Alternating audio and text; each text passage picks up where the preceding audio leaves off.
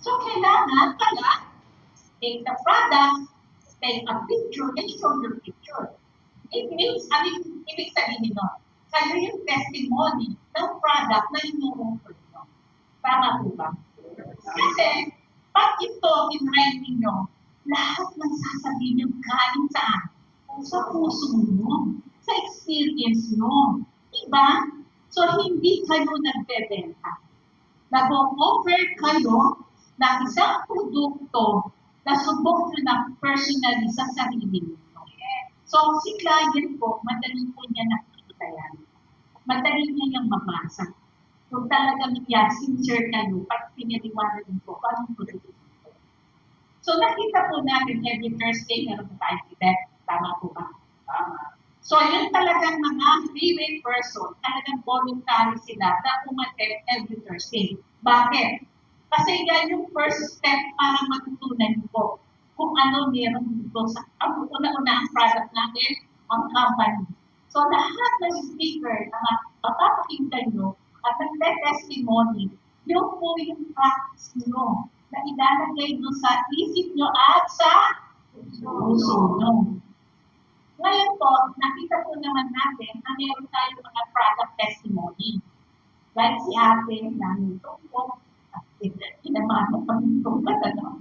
So, natawa ako doon kasi yun ang pinakamasakit eh, papamana ng picture mo. Minsan nga, meron nga dyan eh. Yung parents nila, di ba, pag-say goodbye, naka-wheelchair, meron pang, sa bahay, hindi gaan. Sabihin ng mga anak, ako magmamanan yan. Sabi ko, ay naku, ayoko, wala akong mamanahin. So, gusto niyo ba yun? Siyempre, ayaw natin yun, di ba? So, sa next speaker natin, si Ms. Melba, speaker siya. Very powerful, ha? Si Mama. Nakita ko lang pare-pares tayo sino. So, nakikita ko din dito sa audience, more in seniors na rin nandito.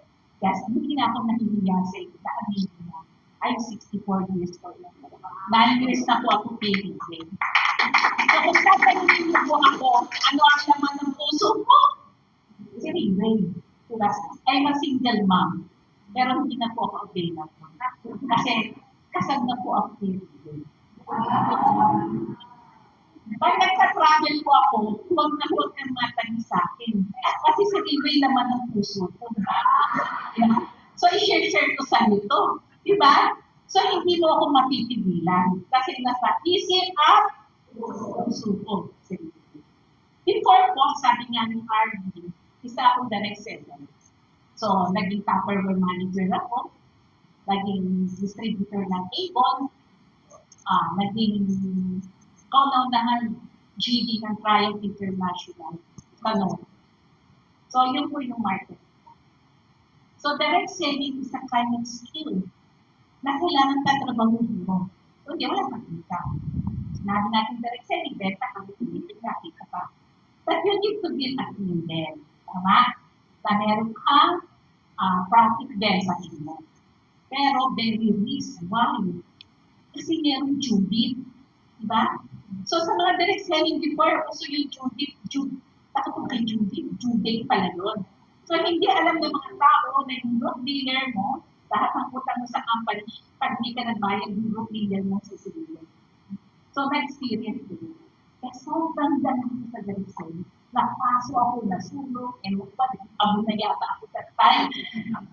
Kaya nagpasok ako sa ibang mga negosyo kasi ako single mom.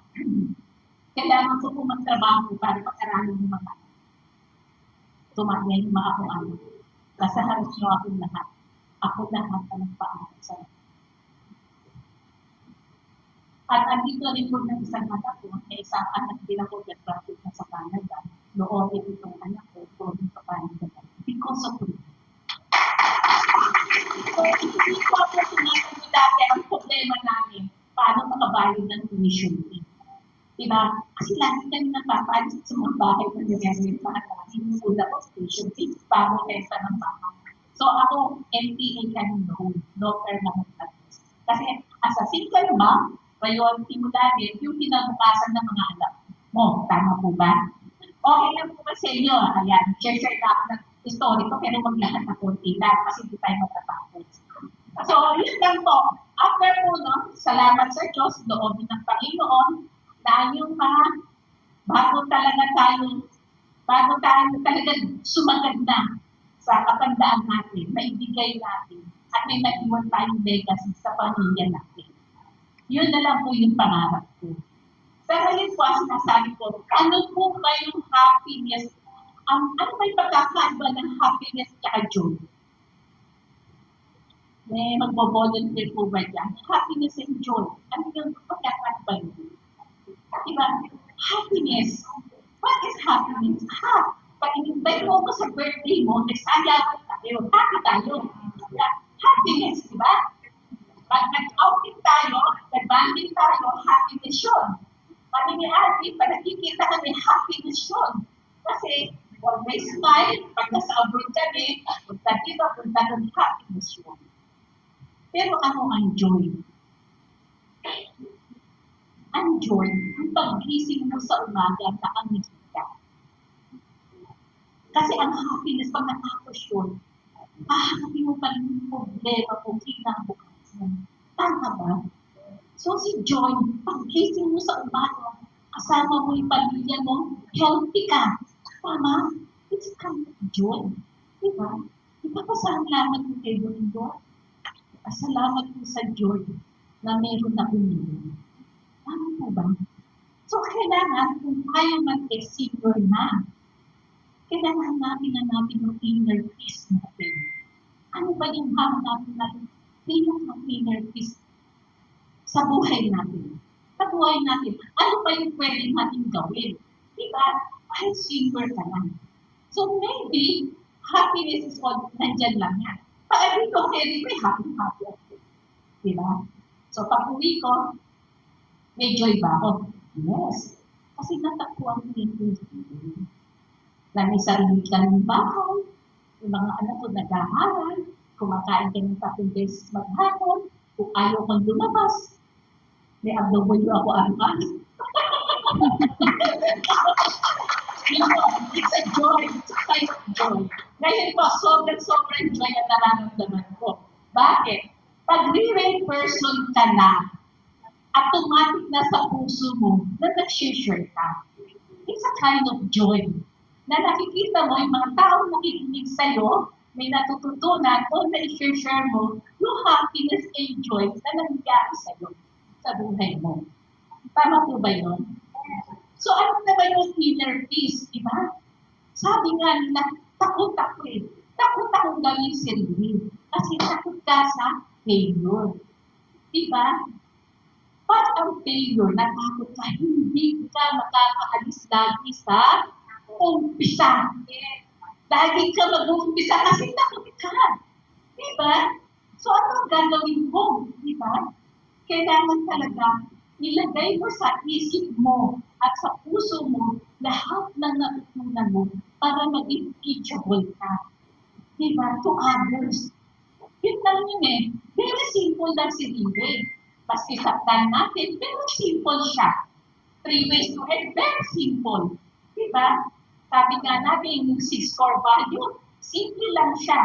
Diba? Pero pag nilagay natin sa puso't isip natin, madali natin itong magagawa kasi gusto natin ang joy at inner peace. So pag nagawa natin, magkakaroon na tayo ng inner peace. Diba? Kahit senior ka na, retired ka na, maybe, alam mo, na yung business mo, na pinaghirapan mo, mga namin na anak. Yun ang importante.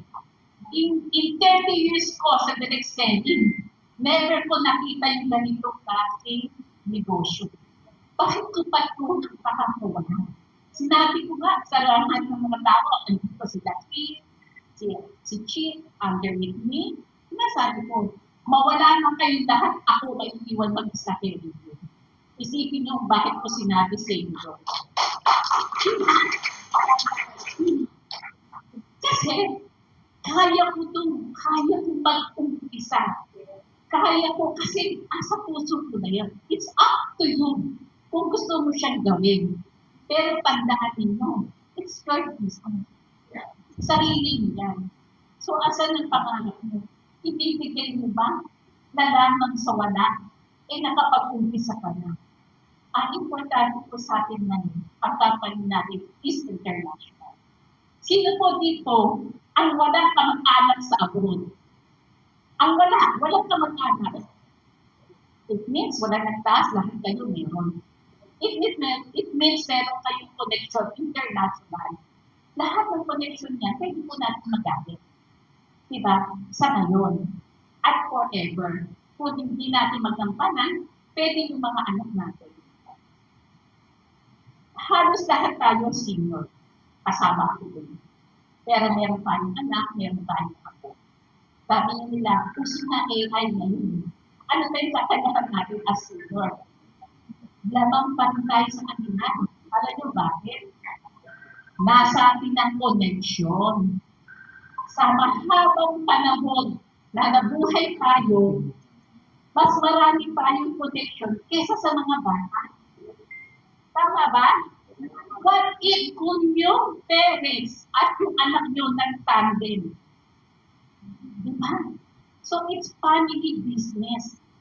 Diba? Yung anak nyo high-tech, AI, kayo ang connection.